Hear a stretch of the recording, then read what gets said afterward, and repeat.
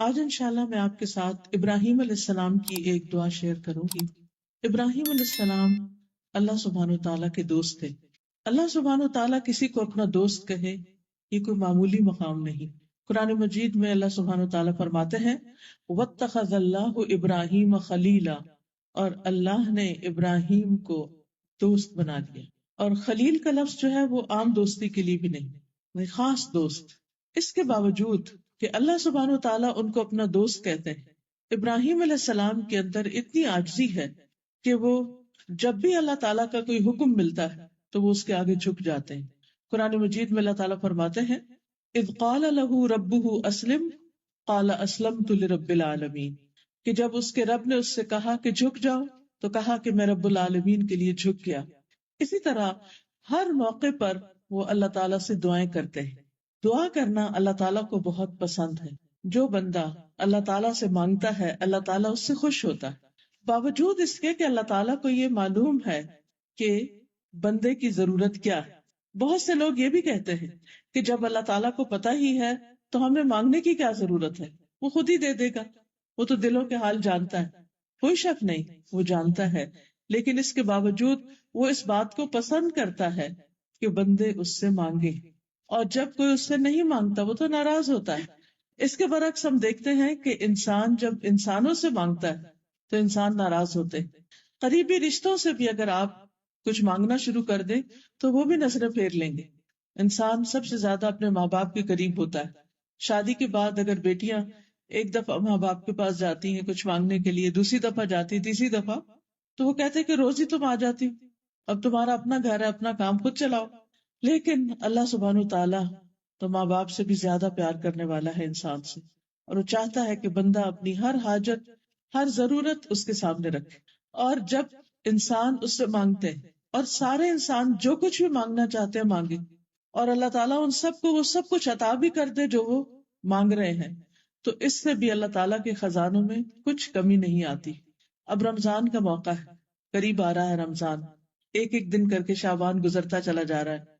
تو رمضان کا مہینہ دعاؤں کا مہینہ ہے، اس میں ہمیں بھی اپنے لیے خوب خوب دعائیں کرنی، کیونکہ روزے کی حالت میں جب انسان دعا کرتا ہے تو دعا قبول ہوتی ہے۔ اسی طرح رات کی تراویح ہے، اور صدقہ خیرات، قرآن کی تلاوت اور بہت سے نیکی کے کاموں کا موقع ہے، موسم ہے۔ تو نیکی کا کوئی بھی کام کر کے انسان جب اللہ تعالیٰ سے دعا کرتا ہے تو دعائیں قبول ہوتی۔ دعا کرنا دراصل اس بات کا اظہار ہوتا ہے کہ اے اللہ، میں عاجز ہوں، میں فقیر ہوں، میں محتاج ہوں، اور بادشاہ تو ہی ہے، دینے والا تو ہی ہے۔ اسی لیے ہم دیکھتے ہیں کہ دعا کو عبادت کا نچوڑ کہا گیا ہے، کہ ساری عبادت کی ٹاپ پر ہے۔ اور ویسے بھی جو بھی ہم عبادت کرتے ہیں اس کے بعد دعا مانگتے ہیں۔ رمضان مبارک کے بارے میں قرآن مجید میں جہاں پر ذکر کیا گیا ہے کہ رمضان کے روزے فرض کیے گئے ہیں، تو اس کا اختتام ان آیات پر ہوتا ہے وَإِذَا سَأَلَكَ عِبَادِي عَنِّي فَإِنِّي قَرِيبٌ أُجِيبُ دَعْوَةَ الدَّاعِ إِذَا دَعَانِ فَلْيَسْتَجِيبُوا لِي وَلْيُؤْمِنُوا بِي لَعَلَّهُمْ يَرْشُدُونَ۔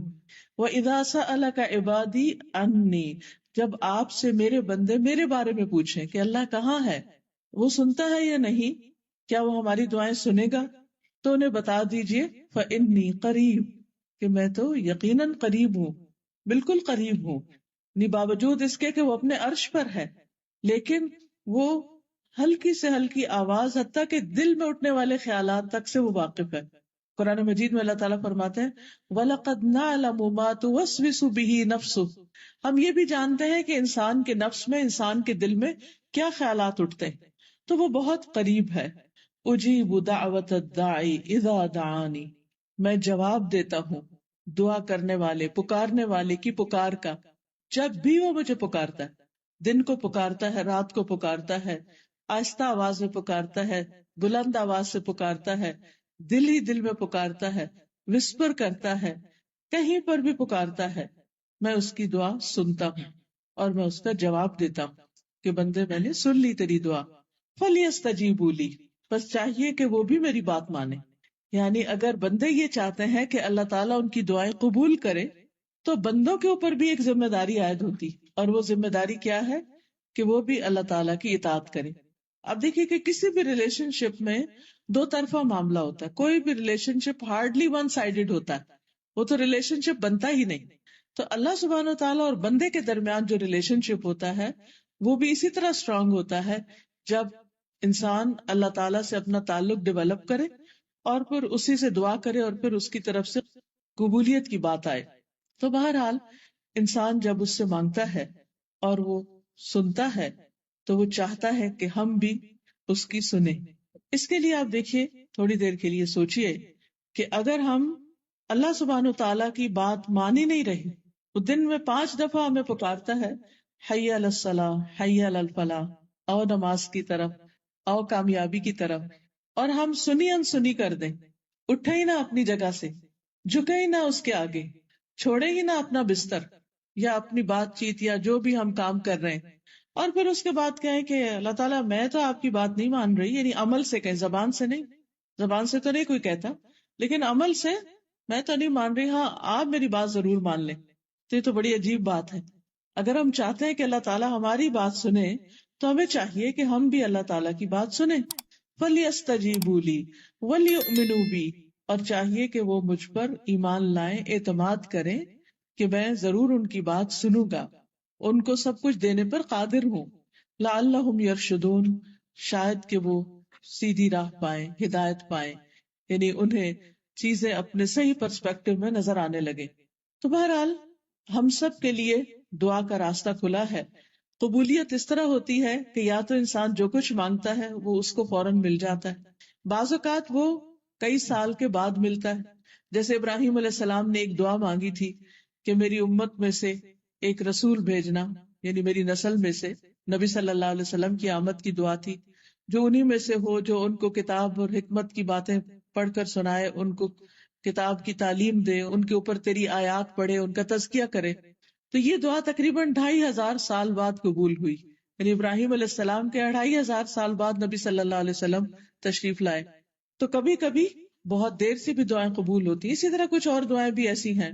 پھر اسی طرح کبھی ایسا بھی ہوتا ہے کہ انسان دعا کرتا ہے لیکن اس کو وہ تو نہیں ملتا جو وہ مانگ رہا ہے، لیکن اللہ سبحانہ و تعالیٰ اس کے بدلے اس سے کوئی مصیبت ٹال دیتے ہیں.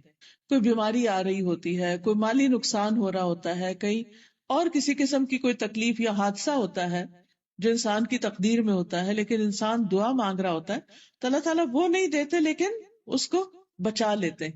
تو یہ بھی ایک قبولیت کی شکل ہے. اور اس میں ہم سے زیادہ اللہ تعالیٰ کو پتا ہے کہ ہمیں اس وقت زیادہ کیا چاہیے، ہمارے لیے موسٹ امپورٹنٹ چیز کیا ہے. ہم صرف ظاہری نظر سے دیکھتے ہیں، ہماری نظر اتنی نہیں کہ ہم دور تک سوچ سکیں.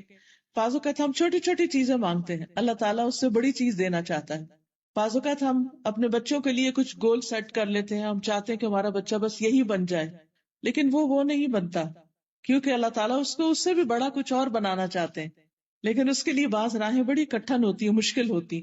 ہم سمجھتے ہیں ہماری دعائیں قبول نہیں ہو رہی، لیکن وہ بہت خوبصورت شکل میں قبول ہونے والی ہیں، بس صبر اور انتظار کی ضرورت ہوتی ہے. اور ایک شکل یہ ہے کہ انسان کو دنیا میں اس کے بدلے میں نہیں کچھ ملتا، لیکن آخرت میں بہترین جزا ملے گی اس کی، یعنی ہر دعا کے بدلے اس کے لیے نیکیاں ہیں.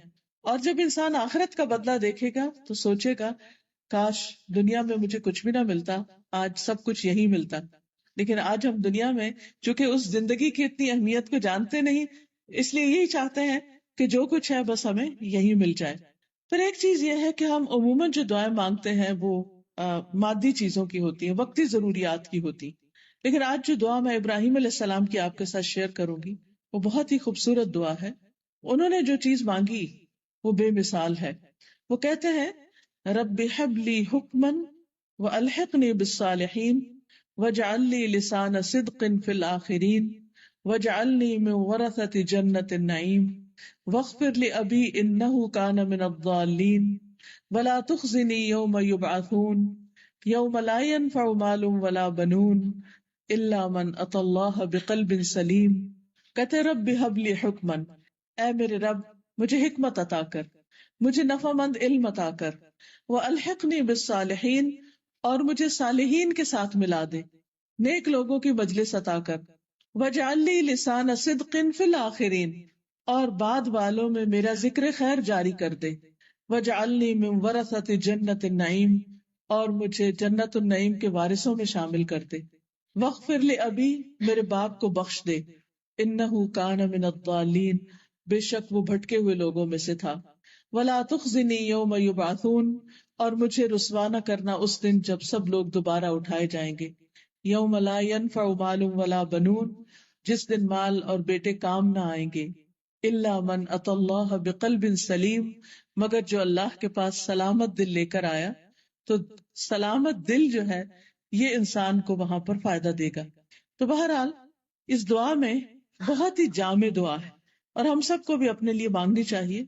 یہ سورت الشعراء کی آیت نمبر 83 سے آنورڈز یہ دعا موجود ہے، قرآن مجید میں بھی آپ دیکھ سکتے ہیں، دعاؤں کی کتابوں میں بھی عام طور پر یہ دعا پائی جاتی ہے۔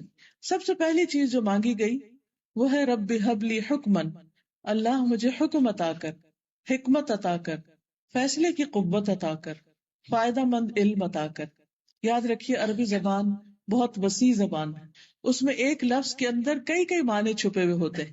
جب انہوں نے حکم کا لفظ کہا تو اس میں حکمت بھی ہے، اس میں علم بھی ہے، اور اس میں وہ تمام چیزیں ہیں جو صحیح فیصلے سے تعلق رکھتی۔ اب دیکھیے کہ ہماری زندگی ہر وقت ہمارے فیصلوں کی محتاج ہوتی، ہمیں ہر کام میں ایک ڈیسیژن لینا پڑتا ہے، کچھ فیصلے بڑے بڑے ہوتے ہیں، کچھ فیصلے چھوٹے چھوٹے ہوتے ہیں۔ ہمارا عمل، ہمارا ایکشن یا لائن آف ایکشن وہی ہوتی ہے جو ہمارا فیصلہ ہوتا ہے۔ اگر فیصلہ غلط ہو جائے تو انسان غلط مقام پہ جا پہنچتا ہے۔ ایک چھوٹی سی مثال سے آپ دیکھیں کہ مثلاً آپ گاڑی چلا رہے ہیں اور اس وقت آپ اندازے سے ایک غلط موڑ مڑ جاتے ہیں، یہ بھی آپ کا ایک فیصلہ تھا، آپ کا خیال تھا کہ شاید ادھر سے شارٹ کٹ ہو، جلدی پہنچ جاؤ، لیکن ہوتا کیا ہے کہ وہ آپ کو اتنا زیادہ گھما دیتا ہے کہ آپ اصل وقت سے بھی بہت دیر سے پہنچتے ہیں۔ اب یہ آپ کا فیصلہ تھا، اپنی چوائس تھی، ہمارے فیصلے ہماری چوائس کے ساتھ ہوتے ہیں۔ اللہ سبحانہ وتعالیٰ نے ہم میں سے ہر ایک کو چوائس دی ہے، ہم جب صحیح چوائسز بناتے ہیں تو اس کا نتیجہ بھی صحیح ہوتا ہے، پھر ہمارا ایکشن بھی صحیح ہوتا ہے، پھر اس ایکشن کا جو ری ایکشن ہے یا اس کا جو ریزلٹ ہے یا جو اس کا نتیجہ نکلنے والا ہے وہ بھی بہترین ہوتا ہے۔ مثلاً ہم یہاں اس وقت آئیں یا نہ آئیں یہ بھی ہمارا ایک فیصلہ تھا، یہاں بیٹھ کر سنیں یا نہ سنیں یہ بھی ہمارا ایک فیصلہ ہے، یہاں سے جو کچھ ہم سنیں اس کو یاد رکھیں یا نہ رکھیں یہ بھی ایک فیصلہ ہے۔ یہ سارے فیصلے ہمارے اپنے ہوتے ہیں اور ہمارے دل کے اندر ہی اندر، اپنی سوچوں کے اندر ہی اندر بہت کچھ ہو رہا ہوتا ہے اور ہم پھر سوچتے جاتے ہیں اور کچھ نہ کچھ کرتے چلے جاتے ہیں۔ تو اللہ تعالیٰ سے یہ دعا مانگنی چاہیے کہ اللہ تعالیٰ میں جو بھی فیصلہ کروں، چھوٹا کروں یا بڑا کروں، وہ اچھا فیصلہ کروں، درست فیصلہ کروں، فائدہ مند فیصلہ کروں۔ پھر آپ دیکھیے کہ حکم کا ایک معنی حکمت ہے، وزڈم۔ عربی میں حکمت کہتے ہیں صحیح جگہ پر صحیح کام کرنا، right decision at right place right time, یعنی رائٹ ٹائم پر رائٹ ڈیسیژن۔ پھر اس میں بھی حکم اور حکمت میں، فیصلے اور حکمت میں ایک کنیکشن ہے کہ رائٹ ٹائم پر رائٹ ڈیسیژن لینا، ہر چیز کو اس کی اپنی اصل جگہ پر رکھنا، یہ حکمت کہلاتا ہے۔ اللہ سبحانہ وتعالیٰ قرآن مجید میں فرماتے ہیں یؤتی الحکمت من یشاء ومن یؤت الحکمت فقد اوتی خیرا کثیرا، وہ حکمت عطا کرتا ہے جس کو وہ چاہتا ہے، اور جس کو حکمت مل گئی اس کو بہت بڑی بھلائی نصیب ہو گئی، اس کو بہت بڑی خیر مل گئی۔ یعنی جو انسان عقل مند ہے، سمجھدار ہے، صحیح سوچ رکھتا ہے، پازیٹو تھنکنگ رکھتا ہے اور صحیح فیصلے کرتا ہے تو اس کو زندگی گزارنے کا ایک بہترین طریقہ ہاتھ آ جاتا ہے۔ اب دیکھیے کہ کس موقع پر کتنی بات کرنا ہے، کسی غم کے موقع پر غم کتنا منانا ہے، کسی خوشی کے موقع پر خوشی میں ایکسائٹمنٹ کتنی ہونی چاہیے، کیا کرنا ہے کیا نہیں کرنا، شادی بیاہ کے معاملوں میں کہاں شادی کرنی ہے نہیں کرنی، شادی کے موقع پر کیا خرچ کرنا ہے کیا نہیں کرنا، بچوں کو تعلیم دینی تو کتنی دینی، کیا دینی کیا نہیں دینی، ایون بچوں کی تربیت میں ان کے ساتھ معاملہ کرنا تو کیسے کرنا ہے، کس وقت ان کے ساتھ نرمی کرنی ہے، کس وقت ان کے ساتھ سختی کرنی ہے، کس وقت ان کو چھوڑ دینا ہے اور کس وقت ان کو پکڑنا ہے، یہ سب کچھ حکمت پر مبنی ہے۔ بعض اوقات ہم کھانے کی میز پر بیٹھ کر بچوں سے حساب کتاب شروع کر دیتے ہیں، کہاں گئے، کیا کیا، کیا پڑھا کیا نہیں پڑھا، یوں لگتا ہے جیسے اس وقت ہماری قید میں آتے ہیں اور پھر ہم ان کے ساتھ جیسا چاہیں کریں۔ حالانکہ کھانا کھانے کا وقت ایسا نہیں کہ جس میں انسان کوئی تلخ بات کرے یا ایسی بات کرے کہ جس سے لوگ قریب آنے کی بجائے اور دور ہو جائیں، وہ ہلکی پھلکی بات چیت کرنے کا وقت ہوتا ہے، بڑے بڑے فیصلے کرنے کا وقت نہیں ہوتا۔ دیکھیں بعض اوقات ہم جلد بازی میں یا غصے میں یا پہلے ہی سے ہم نے کچھ سوچ کے رکھا ہوتا ہے، اس کے مطابق ہم اپنی گفتگو وہیں سے شروع کرتے ہیں، وہیں سے کام خراب ہو جاتا ہے. بعض اوقات آپ نے دیکھا ہوگا بچے کھانا چھوڑ کے اٹھ جاتے ہیں، پاؤں پٹکتے ہوئے جا کے دروازہ بند کر لیتے ہیں، چلے جاتے ہیں. کبھی گھر میں کھانا ہی نہیں کھاتے. پھر کبھی ایسا بھی ہوتا ہے کہ ماں باپ کے رویے سے تنگ آ کر وہ ماں باپ کے ساتھ بیٹھنا ہی نہیں چاہتے، گلنا ملنا ہی نہیں چاہتے، بات سننا ہی نہیں چاہتے. یہاں تک کیوں نوبت پہنچتی؟ کیونکہ بعض اوقات ہم اس حکمت سے کام نہیں لیتے کہ جس سے پیار، محبت، صبر، برداشت کے ساتھ ہم ان کی تربیت کر سکیں. کبھی تھوڑی سختی کی ضرورت ہوتی ہے، ہم زیادہ کر جاتے ہیں. کبھی فرم ہونے کی ضرورت ہوتی ہے، ہم ان کو ڈھیلا چھوڑ دیتے ہیں. کبھی ایک بات کرنے کی ضرورت ہوتی ہے، ہم وہاں 10 باتیں کہہ جاتے ہیں. اور کبھی بات کی ضرورت ہوتی ہے اور ہم کچھ بھی نہیں کہتے. تو یہ سب کچھ کیا ہے؟ حکمت سے تعلق رکھتا ہے. یہ بھی اللہ سبحانہ و تعالیٰ کی دین ہوتی ہے، یہ بھی توفیق ہوتی ہے. اس پر اللہ تعالیٰ سے دعا کرنی چاہیے کہ اللہ ہمیں صحیح وقت میں صحیح بات کرنے کی توفیق عطا فرما، صحیح فیصلوں کی توفیق عطا فرما. اسی طرح آپ دیکھیں باقی معاملات میں بھی جو کچھ ہم کام کرتے ہیں، مثلاً اگر ہم کوکنگ کر رہے ہیں، ایک چائے کا کپ بھی اگر ہم نے پکانا ہے تو آپ دیکھیں اس کو بھی اگر پانی کو زیادہ ابال دیں گے تو کیا ہوگا، کم ابالیں گے تو کیا ہوگا، پتی زیادہ ڈال دیں گے تو کیا ہوگا، کم ڈالیں گے تو کیا ہوگا، دودھ زیادہ ڈال دیں گے تو کیا، کم ڈالیں گے تو کیا. ان ساری چیزوں کا اس چائے کے کپ پر اثر پڑ رہا ہے. یہ سارے فیصلے تو ہمارے ہی، ہم نے کیا کرنا ہے. لیکن اگر ہم ہر چیز کو ایک بیلنس کے ساتھ صحیح مقدار میں کریں گے تو وہ چیز فائدہ مند ہوگی، زیادہ لذیذ ہوگی. کوئی بھی چیز ہم کر رہے ہیں تو یہ سب چیزیں حکمت سے تعلق رکھتی ہیں، فیصلوں سے تعلق رکھتی ہیں، اور ان سب کے پیچھے علم کی ضرورت ہوتی ہے. اب مثلاً ایک ڈاکٹر کے پاس آپ جاتے ہیں تو وہ آپ کے لیے دوائی پرسکرائب کرتا ہے، نسخہ لکھتا ہے آپ کے لیے. وہ جو اس وقت وہ سمجھ رہا ہے آپ کو، آپ خود بھی اپنے آپ کو نہیں سمجھ رہے ہوتے کہ اس وقت مجھے کیا چاہیے، مجھے کون سی میڈیسن کھانی چاہیے، کتنی کھانی چاہیے، کب تک کھانی چاہیے. یہ آپ کے بہاف پر ڈیسیژن کون لیتا ہے؟ ڈاکٹر لیتا ہے، اور اسی کو لینا چاہیے. کیوں؟ اس لیے کہ اس کے پاس علم ہے، وہ علم جو میرے پاس نہیں ہے. تو زندگی میں صحیح فیصلے کرنے کے لیے صحیح علم بہت ضروری ہے. اسی لیے حکمن کا ایک معنی علم نافع بھی کیا گیا ہے، فائدہ مند علم. اور فائدہ مند علم وہی ہوتا ہے جو زندگی میں ہمارے کام آئے. بعض اوقات لوگوں کے پاس بڑی بڑی ڈگریاں ہوتی ہیں کہ بالکل ایک چھوٹی سی بات سمجھنا سمجھانا ان کو مشکل ہوتا ہے، کامن سینس بعض اوقات مسنگ ہوتی. یہ سب چیزیں بھی ہمیں اللہ تعالیٰ سے مانگنی چاہیے کہ اللہ تعالیٰ ہمیں صحیح علم عطا کر، حقیقی علم عطا کر، جس کی وجہ سے ہم اس زندگی میں صحیح فیصلے کر سکیں. کیونکہ فیصلہ ہر چیز میں ہے، ہمارے لباس پہننے میں بھی ہے، ہمارے شاپنگ کرنے میں بھی ہے، ہمارے کھانے پینے میں ایون کہ کس وقت ہمیں کیا کھانا ہے، کتنا کھانا ہے. بعض اوقات وہ غلط فیصلے ہوتے ہیں تو بیماریاں جنم لے لیتی، ہم نقصان میں پڑ جاتے.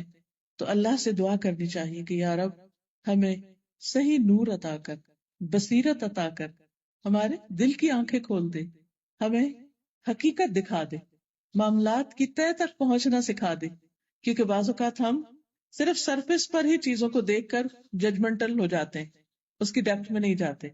تو اللہ سبحانہ وتعالیٰ سے دعا کرتے ہیں کہ اللہ تعالیٰ ہمیں صحیح بصیرت دے تاکہ ہم اپنی زندگی کو صحیح طور پر گزار سکیں. ہم سب یہ جانتے ہیں کہ ہماری اس زندگی کے آگے ایک اور زندگی بھی ہے، اور اس زندگی کا انحصار اس پر ہے کہ ہم نے یہ زندگی کیسے گزاری. اگر یہ زندگی صحیح گزرے گی، اللہ تعالیٰ کی مرضی کے مطابق گزرے گی، تو جب ہم اللہ تعالیٰ سے ملاقات کریں گے وہاں جا کر، تو جو فیصلہ اللہ تعالیٰ ہمارے بارے میں کریں گے وہ بھی بالکل صحیح ہوگا، کیونکہ وہ بندوں پر ظلم نہیں کرتا. تو اس لیے قرآن و سنت کا علم ہونا بھی بہت ضروری ہے تاکہ ہم یہ جان سکیں کہ ہمارا رب کس موقع پر ہم سے کیا چاہتا ہے. جب ہم کوئی بزنس کر رہے ہوں یا شادی کے ہسبینڈ وائف کے ریلیشن شپ میں ہوں، میری رسپانسبلٹیز کیا ہیں، میرے رائٹس کیا ہیں، میرے ہسبینڈ کے رائٹس کیا ہیں، میرے بچوں کے رائٹس کیا ہیں، ان کی کیا رسپانسبلٹی ہے مجھ پر، ان کے بارے میں مجھ سے کیا پوچھا جائے گا.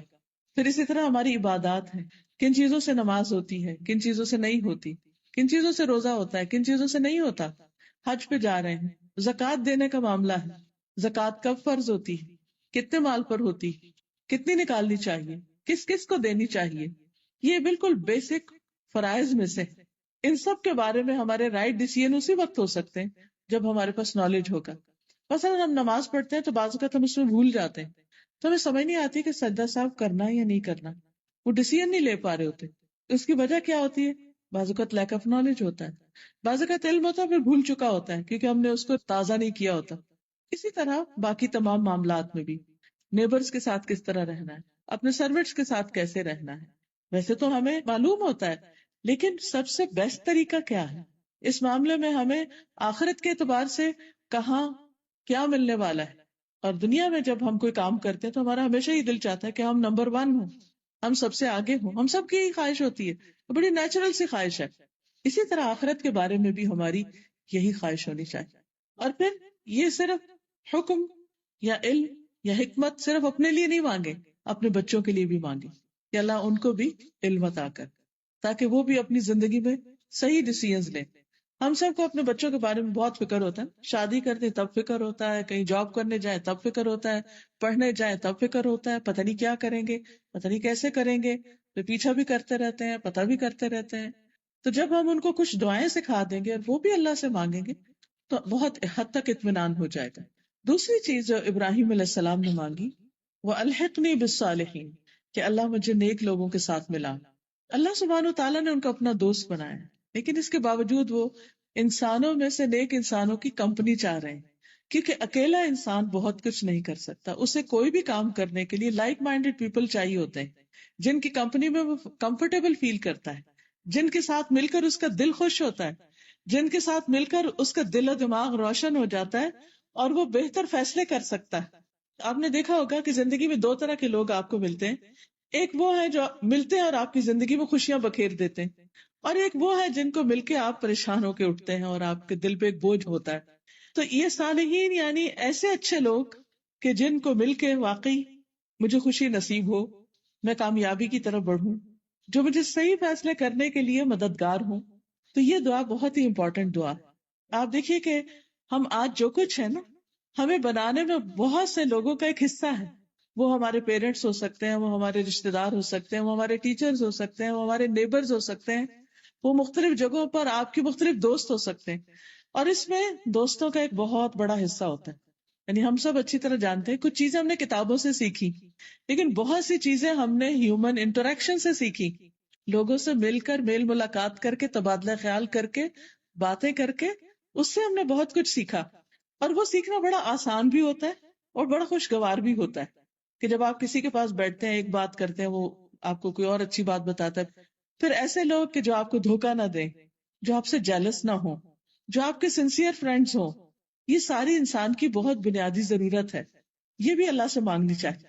اور نہ صرف یہ کہ عام انسانوں کو، بلکہ پیغمبروں کے لیے بھی یہ کہا گیا، نبی صلی اللہ علیہ وسلم کو حکم دیا گیا وَاصْبِرْ نَفْسَكَ مَعَ الَّذِينَ يَدْعُونَ رَبَّهُمْ بِالْغَدَاةِ وَالْعَشِيِّ يُرِيدُونَ وَجْهَهُ وَلَا تَعْدُ عَيْنَاكَ عَنْهُمْ تُرِيدُ زِينَةَ الْحَيَاةِ الدُّنْيَا.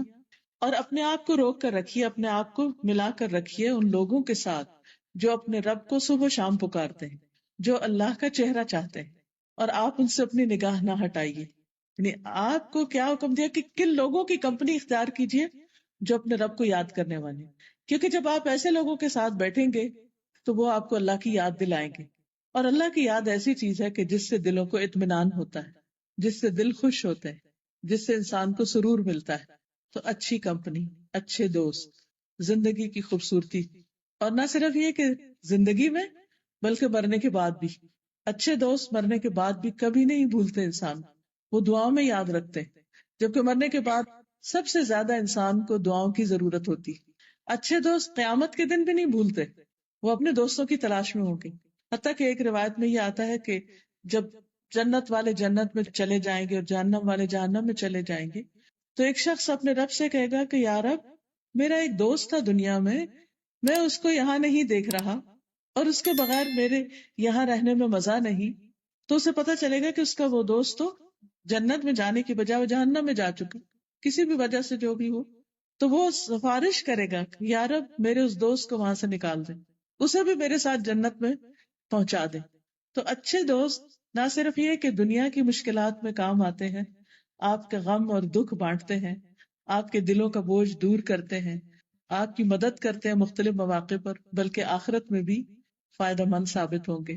اسی لیے ہم دیکھتے ہیں کہ یوسف علیہ السلام، جن کو اللہ سبحانہ تعالیٰ نے مصر جیسے ملک کی حکومت عطا کی تھی، اور پھر نبوت بھی عطا کی تھی. انہوں نے کیا دعا مانگی جب ان کے پاس سب کچھ تھا کہ فاطر السماوات والارض انت ولی فی الدنیا والآخرہ توفنی مسلما والحقنی بالصالحین. آسمان اور زمین کے پیدا کرنے والے اللہ سبحانہ وتعالیٰ کو فریاد کر رہے ہیں، انت ولی فی الدنیا والآخرہ، تو ہی میرا دوست ہے دنیا اور آخرت میں. توفنی مسلمن، مجھے اسلام کی حالت میں وفات دینا، یعنی میں اس وقت فوت ہوں جب میں تیری اطاعت اور فرما برداری کر رہا ہوں، اچھے کام کر رہا ہوں. کیونکہ انسان کا خاتمہ جس عمل پر ہوگا قیامت کے دن اسی عمل کے ساتھ اٹھایا جائے گا. اگر آپ کی وفات اچھے لوگوں کے ساتھ ہوتی ہے، اچھے ہاتھوں میں ہے، اچھا کام کرتے ہوئے دنیا سے جاتے ہیں. جیسے ایک حدیث میں آتا ہے کہ اگر کوئی شخص احرام کی حالت میں فوت ہو جائے، حج کرنے گیا راستے میں ہی فوت ہو گیا، تو قیامت کے دن وہ اٹھے گا اور تلبیہ پکار رہا ہوگا، اسی حال میں اٹھے گا.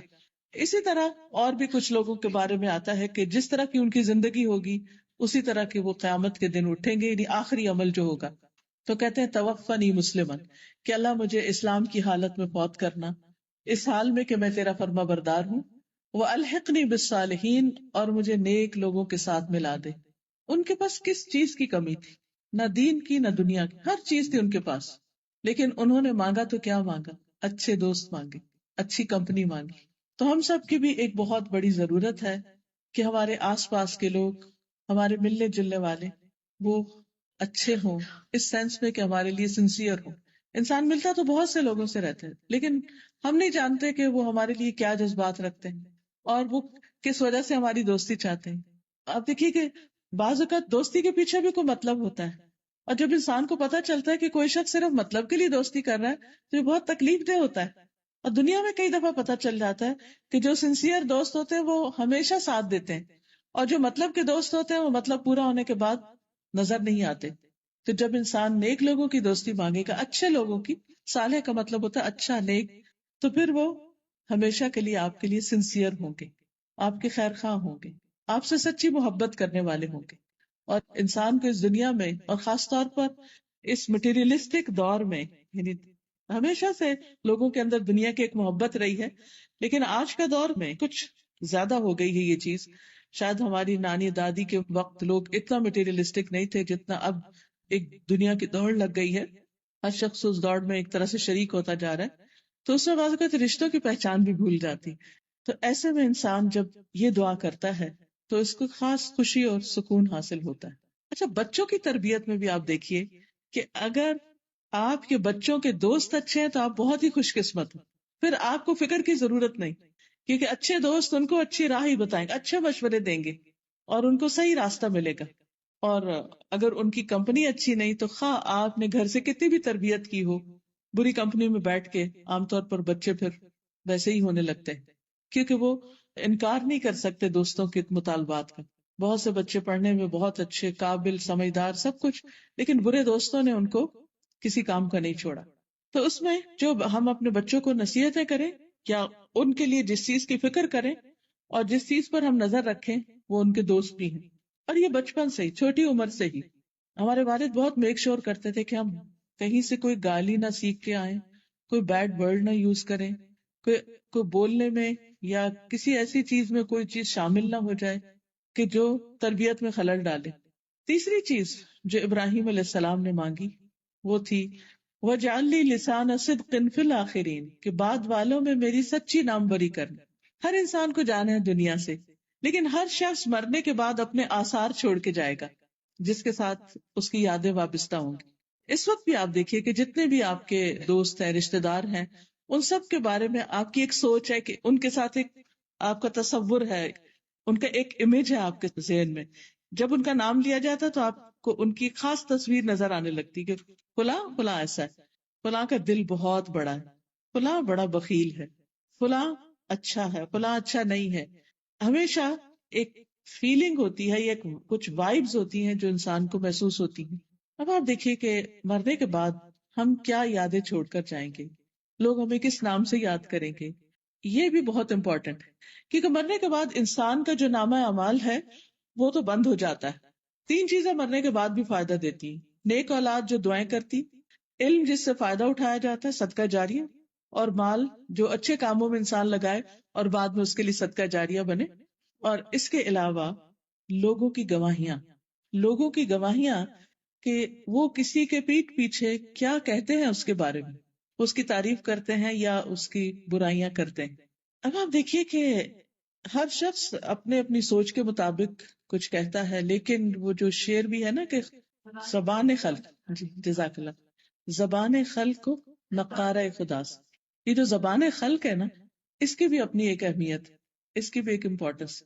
نبی صلی اللہ علیہ وسلم اپنے ساتھیوں کے ساتھ بیٹھے ہوئے تھے کہ ایک جنازہ گزرا، تو لوگوں نے اس کے بارے میں کچھ برے الفاظ کہے کہ شخص اچھا نہیں تھا۔ آپ صلی اللہ علیہ وسلم نے فرمایا وجبت، واجب ہو گئی۔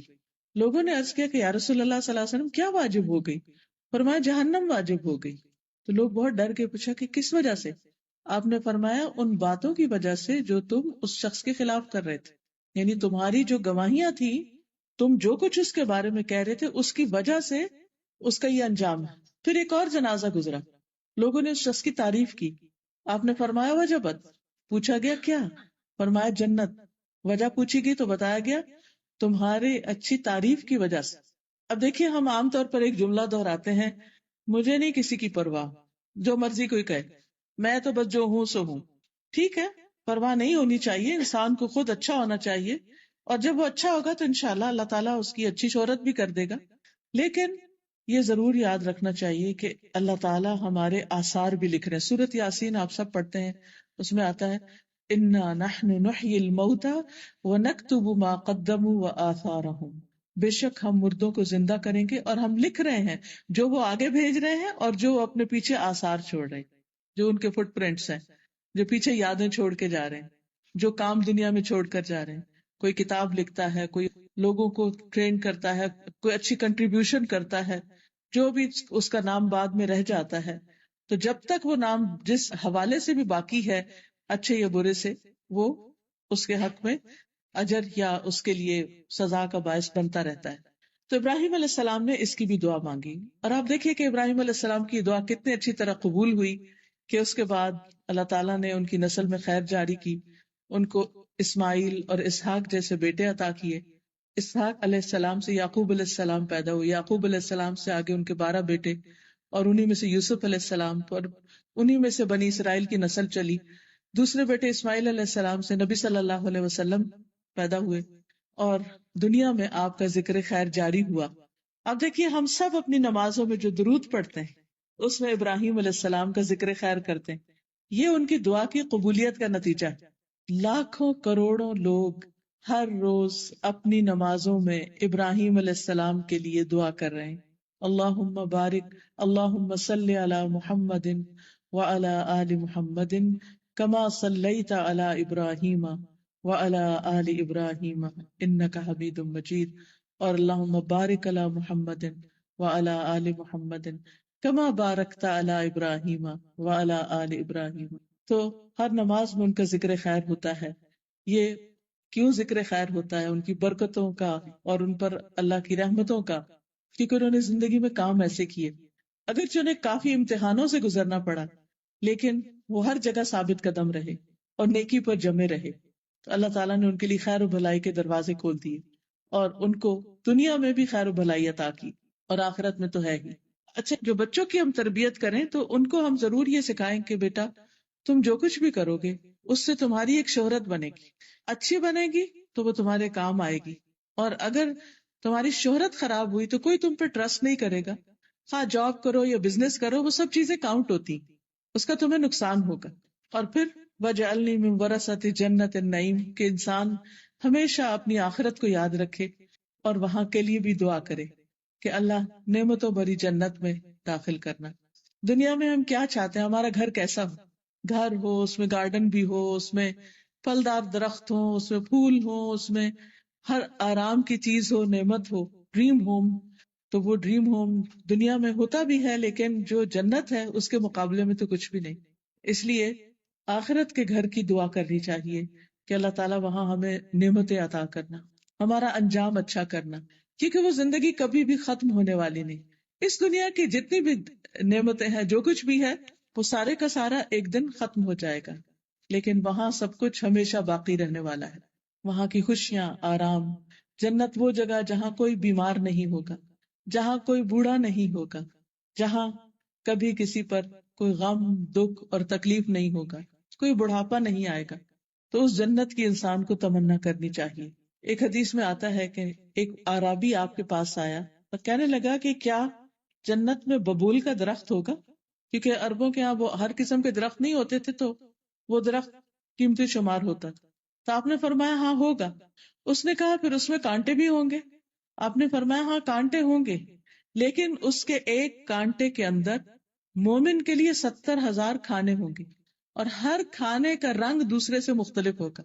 آپ دیکھیے کہ آپ ایک دن میں کتنا کھا سکتے، یعنی اگر ایک کانٹے کے اندر اتنا کچھ ہے تو پھر وہ پورے درخت میں کیا کچھ ہوگا، اور بے شمار درخت اور ان کے اندر کتنی نعمتیں. ہمیشہ کے لیے جیتے ہوئے وہ نعمتیں انسان ایکسپلور کرتے کرتے کرتے تھک جائے، لیکن وہ نعمتیں ختم نہیں ہوں گی. انسان کی سوچ سے بھی بالا ان نعمتوں کی تمنا کرنی چاہیے، اس کے لیے کوشش کرنی چاہیے، اس کے لیے دعا کرنی چاہیے. اور الحمدللہ رمضان آگے ہے، بہترین موقع ہے ہمارے لیے کہ ہم کچھ کریں.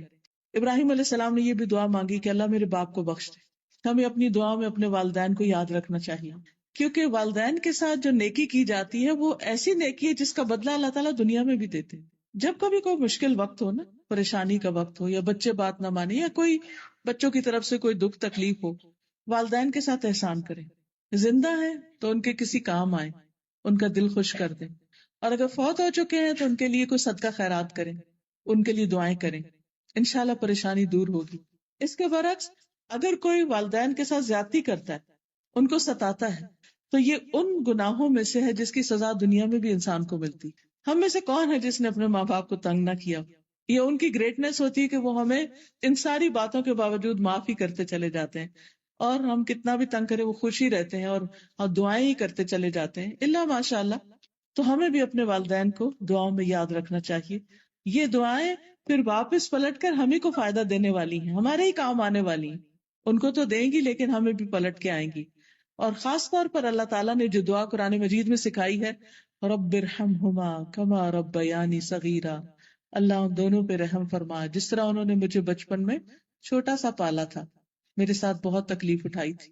پھر وہ کہتے ہیں ولا تخزنی یوم یبعثون، اللہ قیامت کے دن مجھے رسوا نہ کرنا، کیونکہ ساری دنیا کے لوگ سامنے ہوں گے اور انسان کے اعمال نامے سامنے آ جائیں گے. اس وقت انسان کو بہت شرمندگی ہوگی، وہ ساری چیزیں جو انسان چھپا چھپا کے کرتا وہ سامنے کھل جائیں گی. یوم تبلی السرائر، جس دن انسان کے سینے کے جو راز ہیں وہ بھی جانچ لیے جائیں گے. وَإِذَا الْقُبُورُ بُعْثِرَتْ، جب قبریں جو ہیں وہ اکھاڑ دی جائیں گی، اور پھر جب انسان کے اندر جو کچھ ہے وہ سامنے آ جائے گا. علمت نفس ما قدمت وأخرت، اور انسان کو پتہ چل جائے گا کہ اس نے پہلے کیا کیا، بعد میں کیا کیا. دوسری جگہ پر آتا ہے کہ انسان جان لے گا ما احضرت، کہ وہ کیا لے کے حاضر ہوا ہے. پھر اسی طرح انسان یومئذ تعرضون لا تخفى منکم خافیہ، اس دن تم پیش کیے جاؤ گے اور تمہاری کوئی بات چھپی ہوئی نہ ہوگی. وہ دن اگر انسان کو اللہ تعالیٰ اس کے عیب یعنی بندوں کے عیب نہ چھپائے تو انسان چھپ نہیں سکے گا. سامنے اس کے ہاتھ میں نامہ اعمال اس کا دے دیا جائے گا.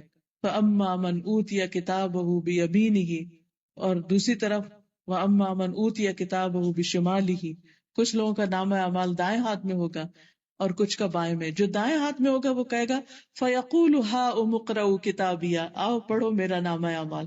وہ خود دکھائے گا دیکھو میں نے کیا کیا کیا تھا. انی ظننت انی ملاق حسابیہ، مجھے یقین تھا کہ میرا حساب ضرور ہوگا، تو میں تو تیاری کر کے آیا ہوں. جس شخص کو پتا ہوتا ہے میرا امتحان ہے، وائوا ہے، تو وہ سوتا نہیں ہے، وہ اپنی تیاری میں رہتا ہے کہ مجھے پاس ہونا ہے، کیونکہ وہاں فیل ہونے کا مطلب بہت بڑی ناکامی ہے. اور جس کا نام اعمال اس کے بائیں ہاتھ میں دیا جائے گا، فسوف يدعو ثبورا، وہ اپنی ہلاکت پکارے گا. ويلقى سعيرا، اور جہنم میں جا پڑے گا. انه كان في اهله مسرورا، وہ اپنے گھر والوں میں بڑا خوش باش تھا، اور اتنا خوش تھا کہ اس نے اپنی آخرت کو ہی بلا دیا. تو دنیا میں رہتے ہوئے اللہ تعالیٰ کی دی نعمتوں کو انجوائے کرتے ہوئے اپنے آخرت کے گھر کو ہمیشہ یاد رکھنا ہے. چوتھی دعا جو انہوں نے مانگی تھی وہ تھی وَجَعَلْنِي مِن وَرَثَةِ جَنَّةِ النَّعِيمِ، مجھے نعمتوں بھری جنت کے وارثوں میں شامل کر دے کہ اللہ آخرت میں انجام اچھا ہو. اللہ مجھے اس دن رسوا نہ کرنا، اس دن میں شرمندہ نہ ہوں. خصوصاً ان کے باپ کی وجہ سے، کیونکہ باپ ایمان نہیں لایا تھا، شرک پر ہی رہا تھا، تو اس کی بنا پر حضرت ابراہیم علیہ السلام کے لیے بات بہت امبیرسنگ تھی کہ میرا باپ میرے سامنے جہنم میں پھینکا جائے، کیونکہ ماں باپ میں سے اگر کوئی جیل میں چلا جائے یا کوئی کسی جرم میں پکڑا جائے تو بچوں کے لیے بہت امبیرسنگ ہو جاتا ہے. لیکن اللہ سبحانہ وتعالیٰ ان کو اس دن کی شرمندگی سے بھی بچا لیں گے. یوم لا ينفع مال ولا بنون، جس دن مال اور بیٹے کام نہیں آئیں گے، فائدہ نہیں دیں گے. الا من اتى اللہ بقلب سلیم، مگر جو اللہ کے پاس سلامت دل لے کر آیا. مال اور بیٹے ایک صورت میں کام آتے ہیں، اور وہ یہ کہ مال اچھے کاموں میں دنیا میں لگایا جائے جس سے انسان اپنی آخرت بنائے، صدقہ جاریہ کمائے، اور بچوں کو بھی اچھے آداب، اچھی تعلیم، اچھے مینر سکھائے جائیں، اللہ سبحانہ تعالیٰ کا فرما بردار بنایا جائے، تاکہ ہمارے مرنے کے بعد جب وہ نماز پڑھے تو کم از کم اس وقت تو ضرور دعا کر لیں، ربنا اغفر لی ولوالدی وللمؤمنین یوم یقوم الحساب. تو جو بچہ نماز پڑھے گا اس کو کہنے کی ضرورت ہی نہیں کہ بچے مجھے تو دعاؤں میں یاد رکھنا، تو آلریڈی کر ہی رہا ہے، وہ کرتا ہی رہے گا جب تک وہ زندہ رہے گا. تو اس لیے اس دن انسان کو قلب سلیم کام آئے گا. قلب سلیم کون سا ہے؟ سلامت دل. سلامت کس چیز سے؟ ہر شرک سے سلامت، شک سے سلامت، بری خواہشات سے سلامت، حسد، بغض، نفرت، دوسروں کے لیے بدگمانی، جیلسی، ان چیزوں سے سلامت. یعنی جو دل دوسروں کو معاف کر دینے والا، اپنا دل صاف کر دینے والا، اپنے دل کو ایمان، تقوی، توکل، یقین، امید سے مزین کرنے والا، خوبصورت بنانے والا. قیامت کے دن ہمارے جتنے بھی باقی اعضاء ہیں، ہاتھ ہیں، پاؤں ہیں، آنکھیں، کان، یہ سارے دل کے تابع ہو کے کام کرتے ہیں. تو اس لیے جو اصل ٹارگٹ ہے وہ دل ہے. اگر دل اچھا ہو جائے تو باقی چیزیں خود بخود اچھا کام کرنے لگتے ہیں. نگاہیں بھی اچھی چیزیں دیکھیں گی، کان بھی اچھی بات سنیں گے، زبان بھی اچھی بات بولے گی. قدرتی بات ہے جب ہم کسی سے خوش ہوتے ہیں تو ہم اس کے لیے اچھے الفاظ بولتے ہیں، جب کسی سے ناراض ہوتے ہیں تو دوسری طرح. تو اس لیے بہت ضروری ہے کہ ہم اپنے دلوں پر کام کریں اور اپنے دل کا جائزہ لیتے رہیں، اپنے دل کا خود ہی محاسبہ کرتے رہیں کہ دل میں ایمان کی کیفیت کیا ہے، دل میں اللہ تعالیٰ کی محبت کتنی، دل میں خیر کے نیکی کے کاموں کی کتنی محبت، کیا یہ دل نماز میں لگتا ہے یا نہیں لگتا، کیا یہ دل قرآن پڑھتے ہوئے لگتا ہے یا نہیں لگتا، خصوصاً رمضان میں روزے کی حالت میں دل کی کیفیت کیا ہے، دل کے اندر ایک امن، اطمینان اور سکون ہے یا نہیں. کسی کا قول ہے کہ ایک دنیا کی جنت ہے اور ایک آخرت کی جنت ہے. جو دنیا کی جنت میں داخل نہیں ہوا وہ آخرت کی جنت میں داخل نہ ہو سکے گا. اور دنیا کی جنت دل کی خوشی ہے، دل کا اطمینان ہے، دل کا سکون ہے کہ دنیا میں کچھ بھی ہوتا رہے لیکن انسان اپنے اندر ایک اطمینان پائے، ضمیر پر کوئی بوجھ نہ ہو، اپنے رب کو راضی کرتا رہے، بندوں کے حقوق ادا کرتا رہے، تاکہ جب اس دنیا سے جائے تو اچھی حالت میں جائے. جس طرح صحابہ کے لیے اللہ تعالیٰ نے فرمایا رضی اللہ عنہم ورضوا عنہ، اللہ ان سے راضی ہو گیا اور وہ اللہ سے راضی ہو گئے. تو جب انسان اللہ سے راضی ہو جاتا ہے نا، اللہ کے فیصلوں سے راضی ہو جاتا ہے، تو یہ دل سلیم ہو جاتا ہے، اطمینان ہو جاتا ہے. کتنی چیزیں ہماری مرضی کے خلاف ہو رہی ہوتی ہیں نا، لیکن ہم پھر ان کو کیوں قبول کر لیتے ہیں کہ یا اللہ ہم تجھ سے خیر چاہتے ہیں، لیکن بہرحال جو تیرا فیصلہ ہے وہی میرا فیصلہ ہے، تو جس حال میں مجھے رکھے میں اس پر راضی ہوں. رضیت باللہ ربا وبالاسلام دینا وبمحمد نبیا. تو ایسے دل کے ساتھ انسان جب دنیا سے رخصت ہوتا ہے تو قبر کا جتنا بھی عرصہ ہے اس میں بھی دل سکون میں ہوگا. موت کے وقت دل کی حالت جو ہے اس کو سیل کر لیا جاتا ہے، اگر اطمینان میں ہے قبر بھی اطمینان میں. قیامت کے دن جب سب لوگ اٹھیں گے اور گھبراہٹ کی عالم میں ہوں گے تو کچھ لوگ اس وقت بڑے پرسکون ہوں گے. یہ وہی لوگ ہوں گے جو دنیا میں غم، خوشی، رن، بیماری، ہر حال میں راضی برضا رہتے تھے، اور دنیا میں باقی ایسے لوگ پائے جاتے ہیں. پچھلے دنوں ہماری ایک ساتھی کو کینسر ہو گیا تو ہم سب لوگ بہت ہی اس کے لیے پریشان تھے کہ اس پہ کیا گزر رہی ہوگی. بالکل ینگ، چھوٹے چھوٹے 3 بچے، اور بہت ہی ماشاءاللہ قابل اور ایفیشنٹ اور بہت بہت ہی جسے کہتے ایکٹیو خاتون. لیکن جب میں ان کو دیکھنے کے لیے گئی تو بڑے اطمینان کی حالت میں تھی، اور مجھے بڑی حیرت بھی ہوئی کہ ایک انسان جس کی بیماری شاید 3rd یا 4th ڈگری پہ تھا، وہ کینسر، جس کی بیماری ایسی ہو کہ ڈاکٹر اس کو بس زندگی سے مایوس کر رہے ہوں. ویسے تو ہمیں سارے کا کوئی پتہ نہیں کون کس وقت چلا جائے، لیکن ایسی بیماریاں تو انسان کو ہلا کے رکھ دیتی. لیکن جب میں نے ان کی باتیں سنی اور ان کا اطمینان کہ یہ بیماری میرے لیے بڑی رحمت ثابت ہوئی ہے، میں اللہ کے قریب ہو گئی ہوں، میں نے لوگوں سے معافی مانگ لی ہے، میں ہر وقت کام کام کام کی ایک دوڑ میں تھی، اب مجھے نماز میں، دعا میں، اچھے کاموں میں دل لگتا ہے میرا، کیونکہ مجھے پتا ہے کہ آگے یہی کام آنے ہیں۔ تو اللہ تعالیٰ نے شکر ہے مجھے اچانک نہیں لے لیا، مجھے موقع دے دیا کہ میں کچھ کر سکوں، اور اس طرح کی بہت اچھی اچھی باتیں۔ تو واقعی مجھے حیرانی ہوئی کہ اتنے تکلیف دہ حال میں، اور وہ پریگننٹ بھی تھی، اس نے اپنی کیمو تھراپی ڈیلے کرائی کہ ڈلیوری ہو جائے تو اس کے بعد پھر کیمو۔ بہرحال تکلیف دہ مرحلہ، درد، اور پھر سر میں چلا گیا اور چکر اور سب کچھ، لیکن اس کے باوجود اطمینان اور اللہ سے اچھا گمان کہ اللہ نے میرے لیے برا نہیں کیا، میرے لیے اس میں بڑی بھلائی ہے۔ مجھے اپنی غلطیاں بہت سی نظر آئی ہیں، اور کچھ میسیجز تھے اس کے لوگوں کے لیے کہ صحیح غذا ہو، صحیح وقت پہ سونا جاگنا ہو، اور اسی طرح کی جو عام طور پہ ہیلتھ کانشیس لوگ کرتے رہتے ہیں۔ لیکن سب سے بڑی بات یہ تھی کہ اللہ کے بارے میں گمان اچھا۔ تو جب بندہ اللہ کے بارے میں گمان اچھا رکھتا ہے تو اللہ تعالیٰ بھی اس سے اچھا معاملہ کرتا ہے۔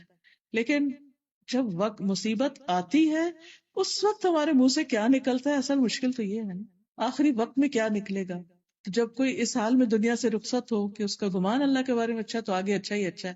تو اللہ تعالیٰ سے دعا ہے کہ اللہ تعالیٰ ہمیں زیادہ سے زیادہ اچھے کاموں کی توفیق عطا فرمائے۔ کچھ باتیں شہر رمضان کے حوالے سے جو بیسک کرنے کا کام ہے وہ ایک ہے، اور جس کے لیے اللہ نے روزے فرض کیے، اور وہ ہے تقوی کا حصول، کہ ہمارے دلوں میں اللہ کا ڈر پیدا ہو، اللہ کی محبت ہو، ہم اپنا تزکیہ کریں۔ اور تقوی کا مقام بھی دل ہے، یعنی پھر اپنے ہی دلوں پر، اپنے اوپر ورک کرنے کی بات ہے کہ اس میں جب قرآن کی تلاوت کریں گے تو دل صاف ہوں گے، نمازیں پڑھیں گے تو وہ بھی دلوں پہ اثر ڈالیں گے، روزہ رکھیں گے تو اس کا بھی ایفیکٹ دلوں پر ہی آئے گا۔ تو ہمارا ایک ہی گول ہونا چاہیے رمضان میں کہ ہم اللہ کے اور قریب ہو جائیں، کیونکہ جانا جو اسی کے پاس ہے، اس کے قرب کے ساتھ جائیں گے تو معاملہ اور ہوگا، دوری کے ساتھ جائیں گے تو پھر اور ہوگا۔ اللہ تعالیٰ سے دعا ہے کہ اللہ تعالیٰ ہمیں اچھے کاموں کی توفیق عطا کرے۔ دعا کر لیں۔ سبحان اللہ والحمد للہ ولا الہ الا اللہ واللہ اکبر ولا حول ولا قوة الا باللہ العلی العظیم۔ اللہم صلی علی محمد وعلی آل محمد كما صليت على إبراهيم وعلى آل إبراهيم إنك حميد مجيد اللهم بارك على محمد وعلى آل محمد كما باركت على إبراهيم وعلى آل إبراهيم إنك حميد مجيد ربنا آتنا في الدنيا حسنة وفي الآخرة حسنة وقنا عذاب النار ربنا لا تزغ قلوبنا بعد إذ هديتنا وهب لنا من لدنك رحمة إنك أنت الوهاب ربنا هب لنا من أزواجنا وذرياتنا قرة أعين واجعلنا للمتقين إماما اللهم اكفنا بحلالك عن حرامك وأغننا بفضلك عمن سواك لا إله إلا الله وحده لا شريك له له الملك وله الحمد وهو على كل شيء قدير سبحان الله والحمد لله ولا الہ الا اللہ واللہ اکبر ولا حول ولا قوة الا باللہ العلی العظیم استغفر اللہ ربی من کل ذنب واتوب الیہ اللہ اکبر کبیرا والحمد للہ کثیرا وسبحان اللہ بکرۃ واصیلا اللہم انی اسألک من الخیر کلہ عاجلہ وآجلہ ما علمت منہ وما لم اعلم وأعوذ بك من الشر كله عاجله وآجله ما علمت منه وما لم أعلم لا إله إلا الله وحده لا شريك له له الملك وله الحمد وهو على كل شيء قدير۔ اے اللہ، اے رب العالمین، آپ ہر چیز پر قادر ہیں۔ یا رب العالمین، تو ہمیں ایمان کی دولت نصیب فرما، تقوی کی دولت نصیب فرما، اپنی محبت عطا فرما، اپنی خشیت عطا فرما، ہمیں قلب سلیم عطا فرما، ہمیں نفع مند علم عطا فرما، ہمیں حکمت عطا فرما، ہمیں نیک ساتھی عطا فرما، ہمیں مرنے کے بعد ذکر خیر عطا فرمانا، ہمیں جنت النعیم عطا فرمانا، ہمارے والدین کو بخش دینا، اللہ ہمیں قیامت کے دن رسوا نہ کرنا۔ یا رب العالمین، ہمیں دنیا کی بھلائیاں بھی عطا فرما۔ یا اللہ، ہمیں اپنا محتاج رکھنا، بندوں کی محتاجی سے بچانا۔ یا اللہ، تو صحت اور زندگی اپنی رضا کے مطابق گزارنے کی توفیق عطا فرمانا، رزق حلال عطا فرمانا، نیک اور صالح اولاد عطا فرمانا، ہماری نسلوں میں خیر جاری کر دینا، ہمارے بچوں کو دنیا اور آخرت کی کامیابیاں عطا فرمانا، انہیں ہماری آنکھوں کی ٹھنڈک بنا دینا۔ یا اللہ ہمارے دوستوں، عزیزوں، رشتہ داروں پر اپنی رحمت فرمانا، ان سب کی مشکلات دور فرمانا۔ اللہ بیماروں کو صحت عطا فرمانا، دکھی لوگوں کے دکھ دور فرمانا۔